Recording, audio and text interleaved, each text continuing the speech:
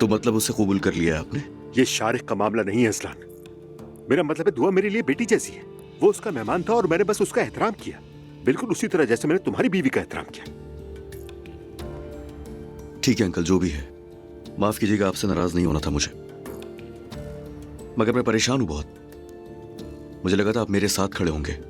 देखो मैं किसी के साथ नहीं हूं अजलान, मैं किसी के साथ नहीं हूं, किसी की तरफदारी नहीं कर रहा। तुम समझते क्यों नहीं? और किस तरह समझाओ, तुम ही बताओ। अच्छा ठीक है।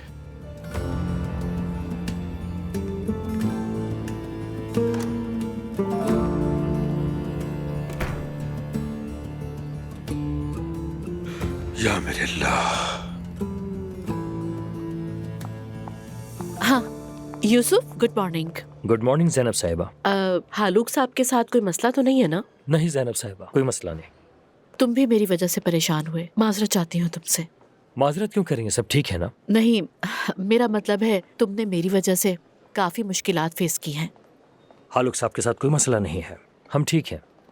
कभी कभार ऐसा हो जाता है। ठीक है, अगर हालूक साहब ने कोई काम दिया है तो पहले उस काम को कर लो, उसके बाद मेरा। ओके? नहीं जैनब साहिबा, आप काम बताएं, मैं संभाल लूंगा। यूसुफ, मुझे ये ठीक नहीं लग रहा। पहले उनका काम करो, उसके बाद तुम मेरा करोगे, समझ गए? ठीक है, जैसा आप चाहें जैनब साहिबा। Very good, thank you so much. इजाजत दीजिएगा, खुदा हाफिज।